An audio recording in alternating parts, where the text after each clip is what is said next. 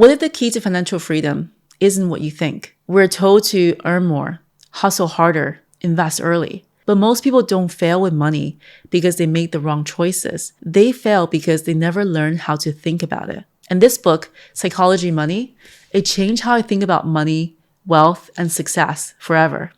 I want to share the 5 mindset shifts and timeless lessons that can change yours too. I also created a free psychology money guide and workbook that you can download. It's filled with takeaways from this video. Get it for free in the description below. The first shift is why we think about money the way we do and understanding our mindset.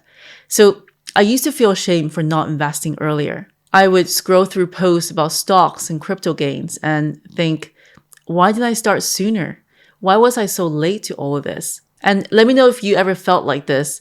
But then I read something in the Psychology Money that made me realize this. No one is crazy. We all make decisions about money based on our own life and experiences.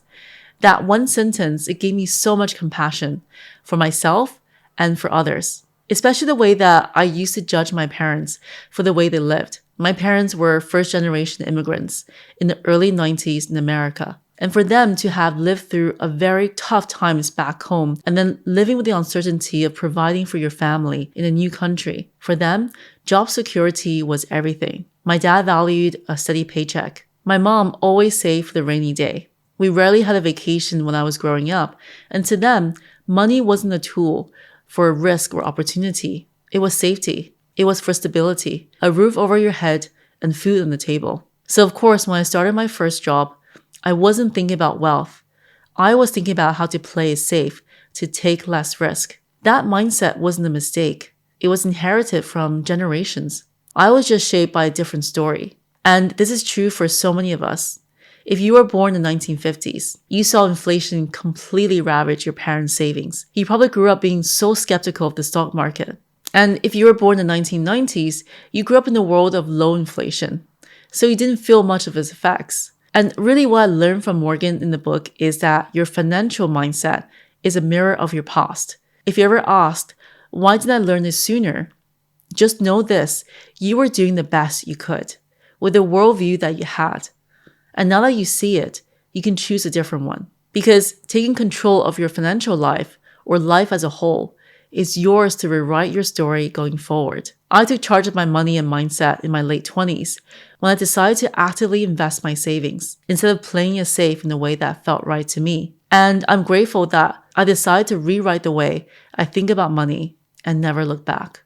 The next shift is in my habits and understanding what wealth actually look like. There are so many lessons and stories in this book that not only applies to money, but also life. And one of the biggest takeaways is the way that your habits can shape your life and wealth. Let's talk about Warren Buffett. Everyone knows he's one of the richest men alive, but what most people miss is that 99% of Buffett's wealth came after his 50th birthday. It wasn't just his investment strategy, it was his patience. He started young, stayed in the game, and let compound interest do its quiet, magical work over the years. Because Buffett started investing at 10. By 30, his net worth was about $1 million. And today, he's worth over $100 billion. But here's the thing, if he started at age 30 instead of 10, or retired at 60 instead of continuing to his 90s, his net worth would be closer to 11 million, not 100 billion. That's a 99.9% difference, not because of higher returns, but because of time. And here's a metaphor that I love.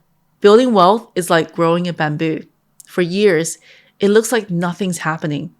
Then suddenly, it shoots 90 feet in 6 weeks. But it only grows like that because of all the unseen work underneath the ground.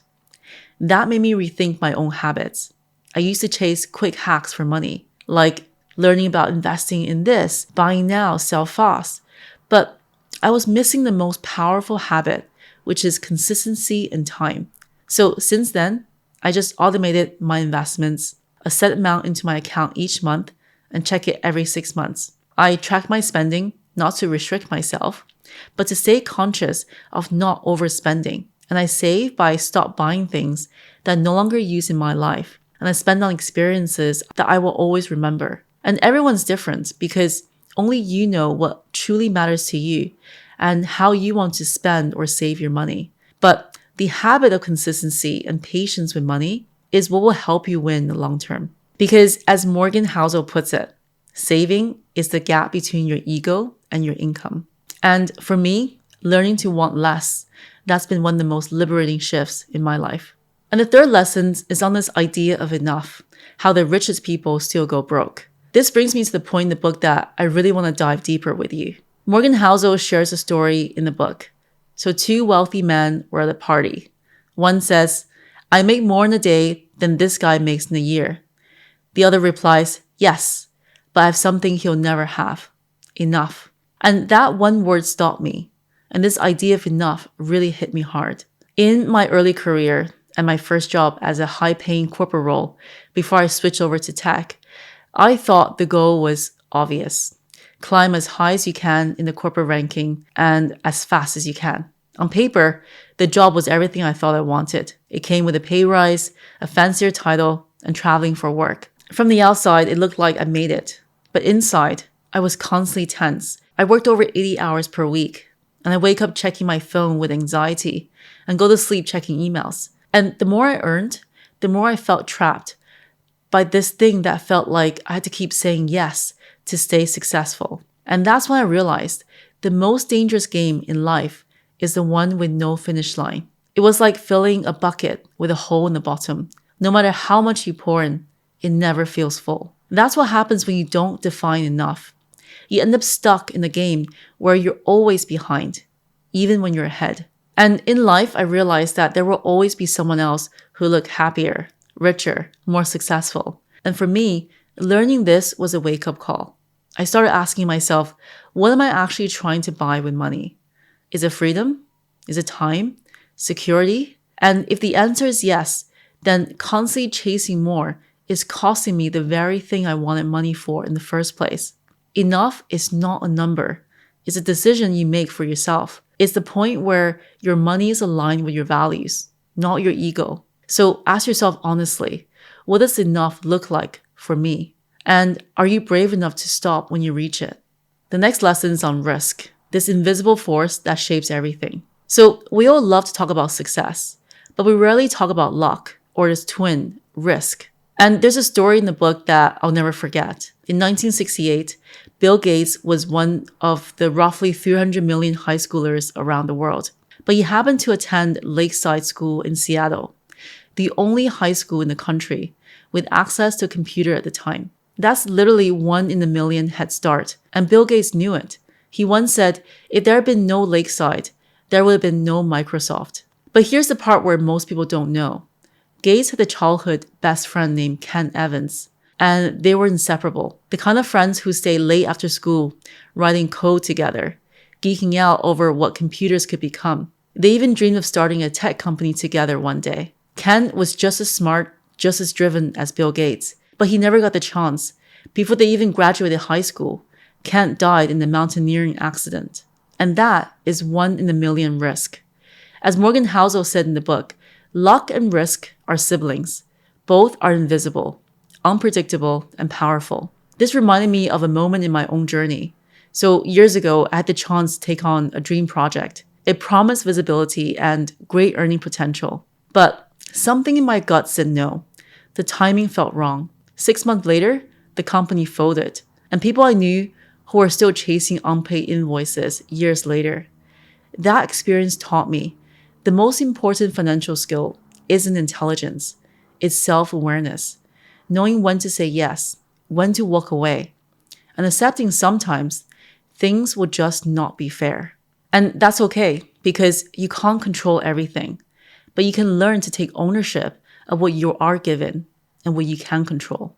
And this last lesson is on freedom, which is the real goal of money. This really brings me to the idea of real freedom. Most people say they want to be rich, but if you dig deeper, what they really want is freedom. And Morgan says in the book, the highest form of wealth is the ability to wake up and say, I can do whatever I want today. And that is the real dividend money pays in life. Because the truth is, everyone's version of freedom looks different. For some, it might be a bigger house or a more comfortable life. For others, it's experiences, travel, or time with family. There is no right or wrong. And only you will know what freedom really means to you. And so many of us, we trade that freedom away for a version of success that looks good to others, but feels empty to yourself in real life. I've done it myself. I once found myself in a season where I was saying yes to everything. My calendar was full, but my energy and life, it felt hollow. I was making more, but enjoying my life so much less. And that's when it hit me. Money is not the goal. Time is. Freedom is. Peace is. The richest people I know aren't the ones with the biggest incomes. They're the ones who are fully present in their own lives. They spend time with people they love. They work on their own terms, and they live with intention, not obligation. And here's the best part. You don't have to be a billionaire to have that. You just have to define what enough means to you and have the courage to protect it. Because in the end, wealth isn't about how much you have. It's about how much you can walk away from, how much of your life is truly yours. And these are my favorite lessons in the book that changed how I see money and wealth forever. I'm really grateful that I get to share these with you. And let me know in the comments, what's one lesson in this video that you wish you learned sooner? I'd love to hear your story. If you found this video helpful, you might enjoy this video here. I'm Laurie. Thank you so much for being here, and I'll see you in the next video.